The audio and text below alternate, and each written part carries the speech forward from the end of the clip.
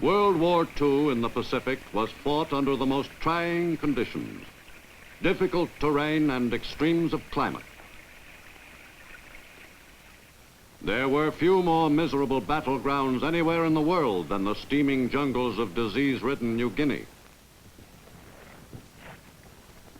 The men who fought across the 1,500-mile-long island experienced war at its worst. There was always a good chance that a sniper might be concealed only a few yards away.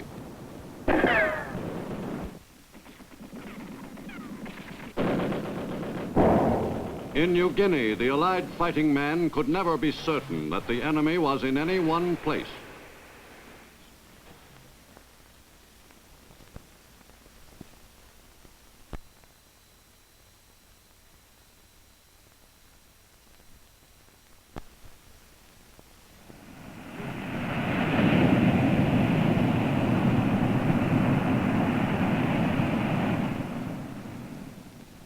In Australia during 1942 and 43, the attention of everyone on that island continent was concentrated on the road back, a series of campaigns to be made by Allied forces under the overall command of General Douglas MacArthur.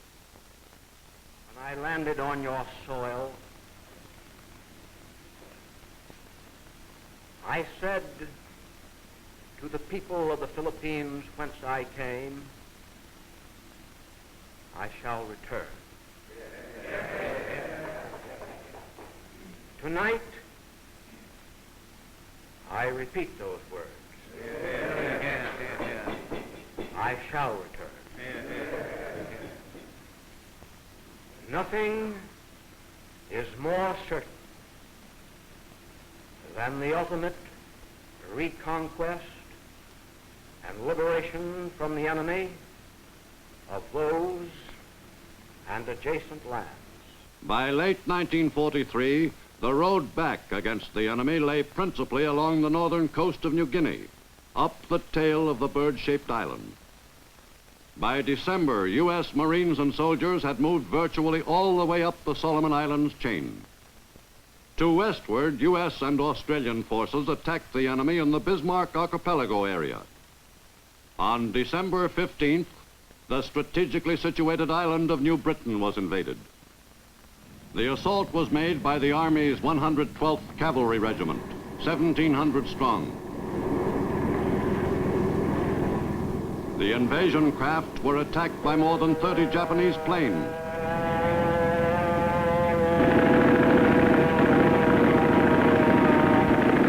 The invasion was carried out successfully, despite intense air activity over the landing beaches.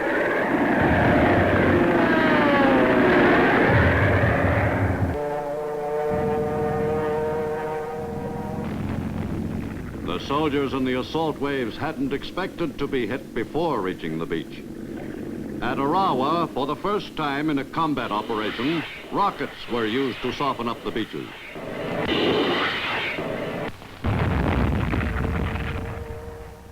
The landings were successfully achieved in spite of the heavy enemy air attack.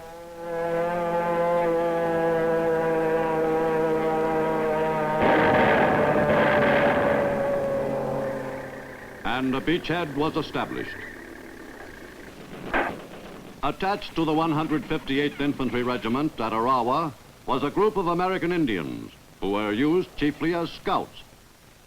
Stealthily seeking out enemy troop concentrations was a specialty of the Indians throughout the war in many Pacific battles. Ground forces officers came to appreciate how valuable the Indians were in their reconnaissance assignments. Silent and sure-footed, the Indian scouts went out on mission after mission behind the enemy lines.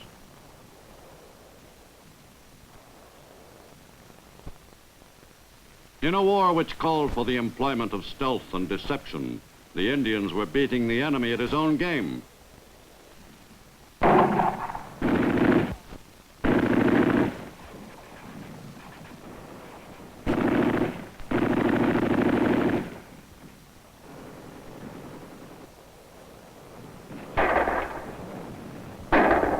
In addition to serving as scouts and snipers, the Indians often functioned as couriers. They were most adept at carrying important messages safely through territory not yet completely won. In the South and Southwest Pacific, another small group of men called Coast Watchers played a major part in many Allied victories in that area. Coast Watchers were men who were thoroughly familiar with the territory held by the enemy. Top priority information on weather conditions and on the enemy's latest activities was gathered by these volunteers, who worked with the help of friendly natives behind enemy lines. Discovery, of course, would mean instant death. The Coast Watchers, most of whom were Australian, transmitted this vital information to the Allies by radio. After each transmission, the CW would usually be forced to change its location to circumvent discovery by the enemy. If the message got through successfully to Allied units in the area, an invasion force or air or naval strike group could move in on enemy targets more quickly and also cut down on their own casualties. In late December 1943, after the Arawa diversion, a U.S. invasion was planned at another point on western New Britain, at Cape Gloucester. In a pre-invasion strike, U.S. 5th Air Force planes strafed enemy positions and dropped 400 tons of bombs on the beaches.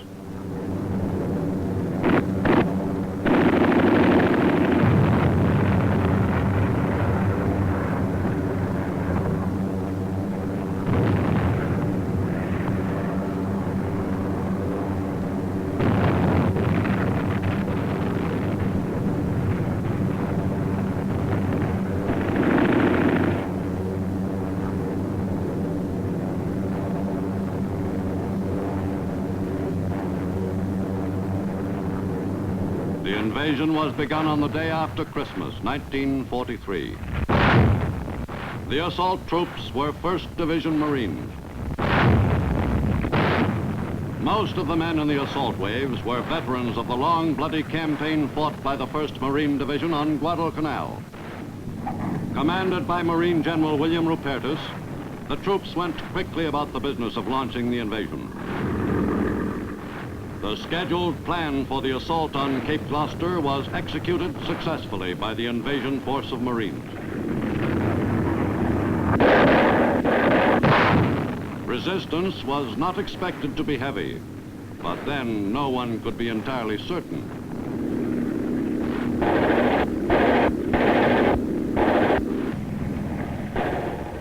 The main landing was made on the east coast of Cape Gloucester. The beaches had been thoroughly softened up by pre-invasion bombardments, and enemy opposition was light, an unusual situation for marine assault waves in the Pacific in 1943. With the beachhead quickly seized, tanks came ashore, and the drive was on for the capture of the all-important airfield. Though the enemy wasn't particularly troublesome for the first few days, the great morass of mud slowed the Marine advance down. But the riflemen, working closely with the tanks, kept pushing inland without pause. The Marine tank crews handled their vehicles adroitly in the matted jungle, drawing praise from the Army. Every effective weapon was used against the dug-in enemy.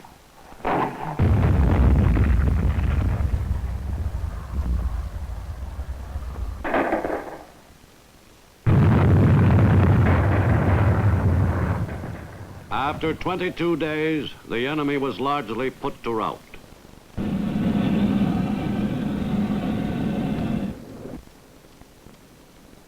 The Marines carved up the disorganized clusters of enemy troops who hadn't fled toward Rabaul.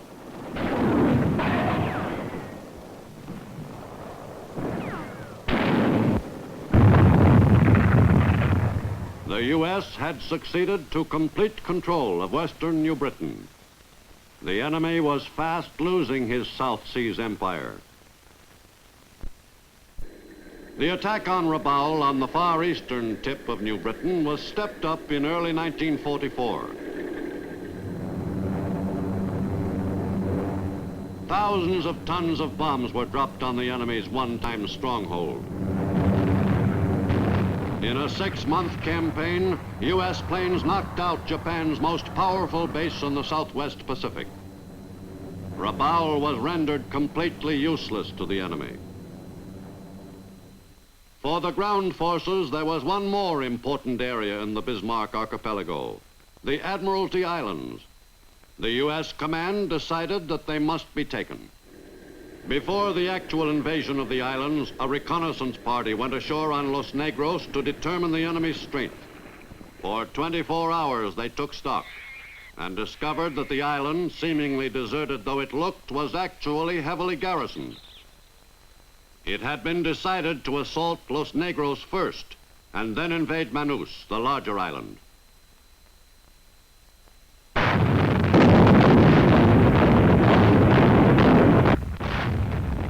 The GIs, who were experiencing their baptism of fire, headed toward shore on the morning of February 29th, 1944.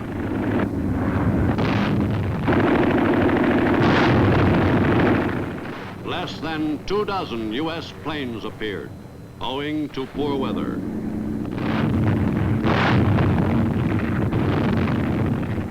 The assault soldiers were expecting heavy resistance on the beaches. A good percentage of the GIs landed successfully, but once ashore, they found themselves in a furious battle against a determined enemy.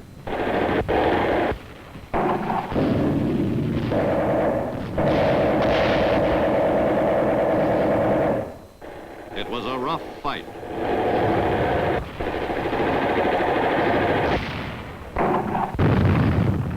In the campaign on the Admiralties, U.S. ground forces suffered some 1,200 casualties. Thanks to blood plasma and newly developed drugs, many of the men who had been badly wounded were saved. With the capture of the two principal islands in the Admiralties, the entire Bismarck area was sealed off. The U.S. forces now controlled the strategic airstrips, which had been used with great effectiveness by the enemy.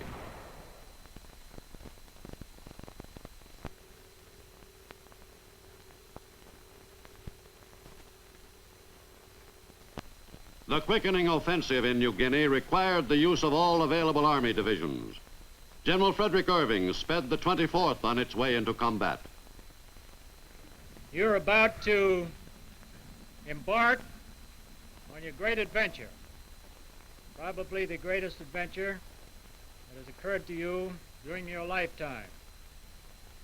It is the operation we've been looking forward to for a long time, and we're all ready. Now, there are a few miscellaneous things that I want to mention tonight. First is, I want to prepare you mentally for the confusion of combat.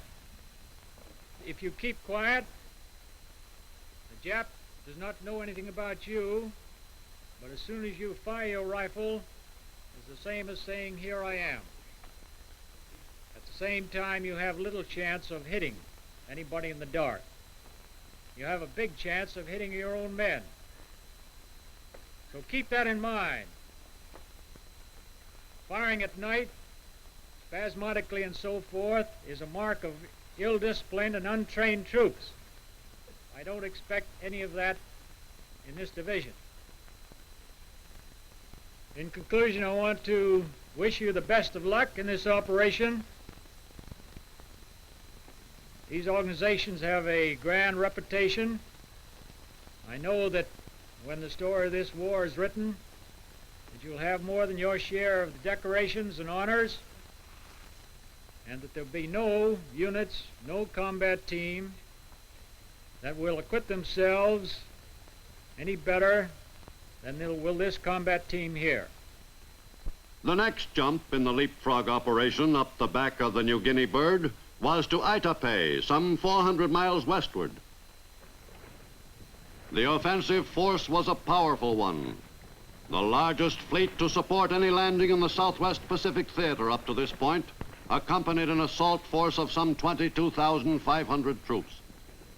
A large proportion of the soldiers who were to make the invasion at Aitape were battle-wise veterans of earlier New Guinea engagements, like the men of the 163rd Infantry Regiment. We'd been in a few scraps with the enemy on New Guinea, but nothing this big. This time it looked as though we were really going to throw a punch.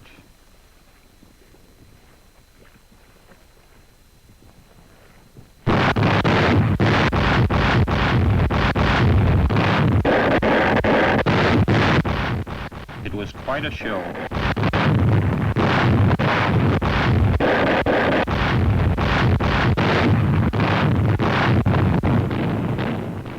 The bombardment cheered us all up. The more those big guns pounded the beaches, the fewer Japs there would be to meet us when we went ashore. We started for the beach soon after dawn. We were all a little nervous, and that choppy sea didn't help that feeling in the pit of the stomach. Funny thing, but no matter how many combat landings you made, you never completely got over that case of nerves just before the battle. Once the shooting started on shore, the spell was usually broken, and you'd be so busy keeping on the alert that you wouldn't have time to be nervous.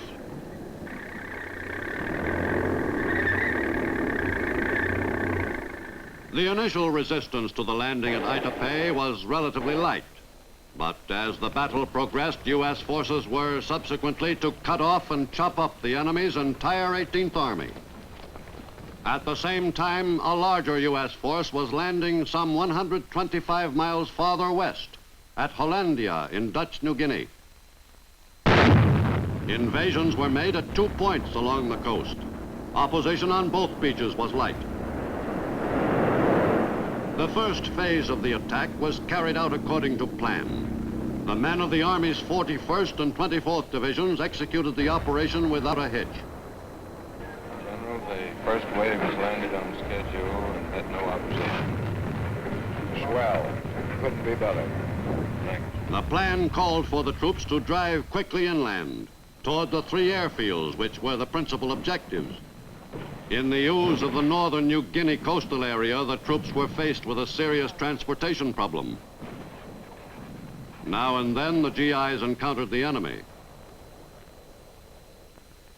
But they offered no serious problem. With the 2 invasion forces linked up, the sought-after airfields in the Santani area fell to the U.S. after only 5 days. But it soon became apparent that because of the swampy terrain, the strips could not be built into major bases.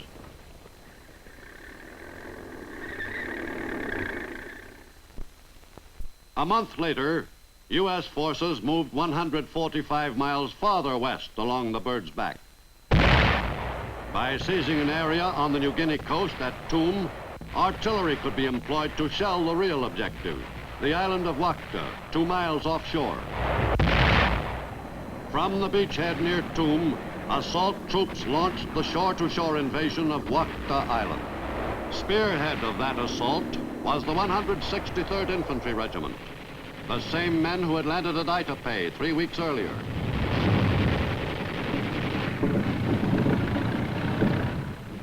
For some reason, somebody decided that we had to have Wakde Island, probably because the airfield was a little better than the last ones we took.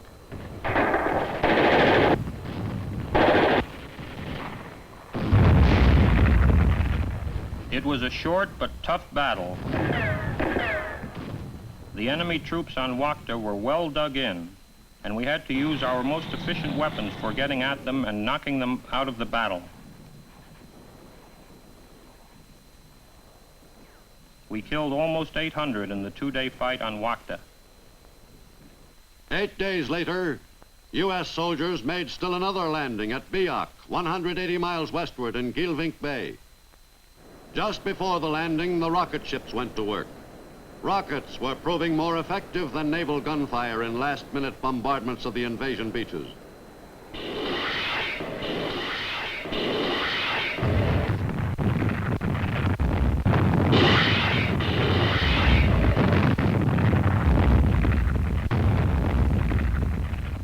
The GIs of the 41st Division who made the assault on Biak were expecting a rough time once they arrived on shore.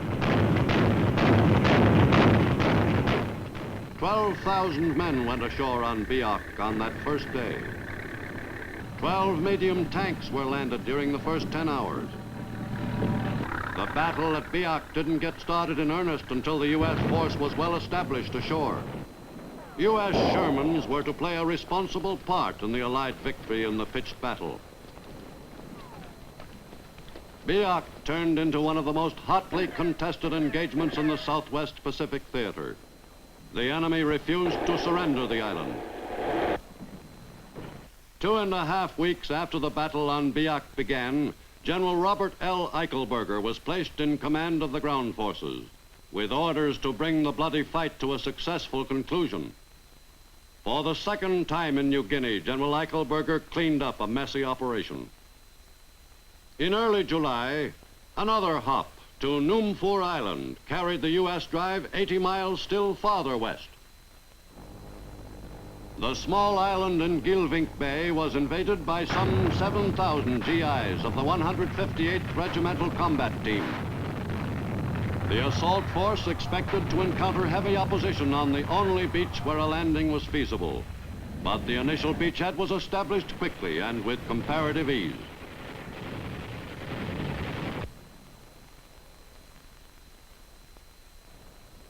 The U.S. invasion force outnumbered the enemy on Numfor by 3 or 4 to 1. Once more, the GIs were prepared for a grueling campaign. But the U.S. command had overestimated the enemy's strength on the island.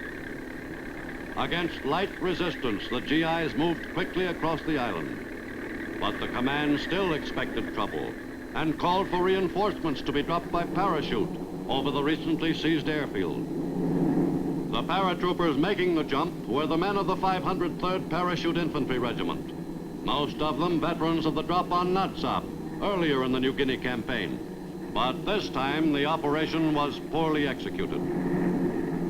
The troopers had been scheduled to drop a distance of at least 400 feet, but some were disgorged from the planes at heights as low as 175 feet.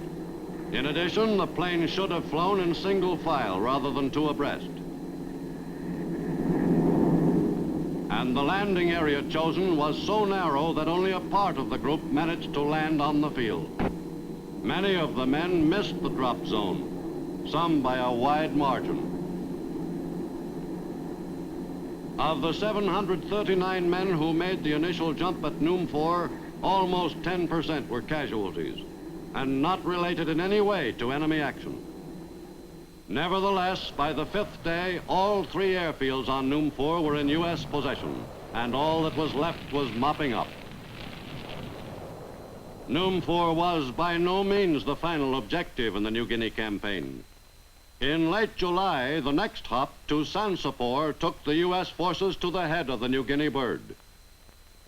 The landing was not opposed, but the 20,000 GIs of the 6th Division were taking no chances. The assault was made against an enemy which was discovered to be in the process of evacuating the area. U.S. forces had succeeded in driving across the length of New Guinea to the very tip of the 1,500-mile-long island. In mid-September, U.S. soldiers invaded Morotai, an island in the Moluccas, lying between New Guinea and the Philippines. With this engagement, the New Guinea campaign was successfully concluded, a never-to-be-forgotten experience in the lives of the men who fought there, from the greenest private to General Eichelberger. Historians will state that the 2-year fight for New Guinea was one of the toughest in modern warfare. I agree with them.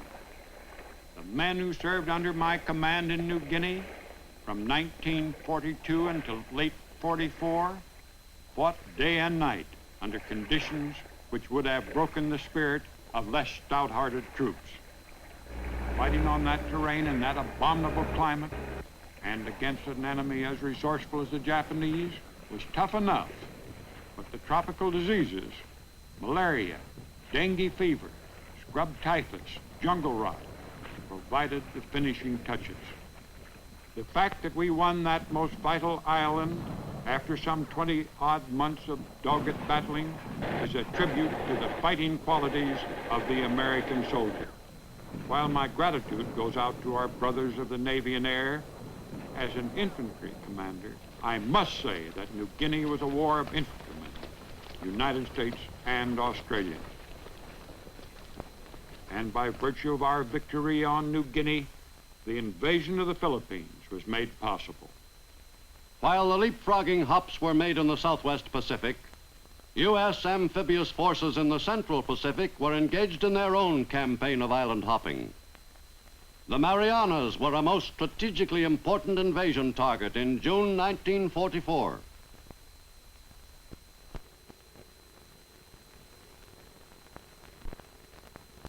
Go forward, men of courage in the freedom fight. Let every tyrant feel your might. For freedom and justice, forward surge, relentless behind.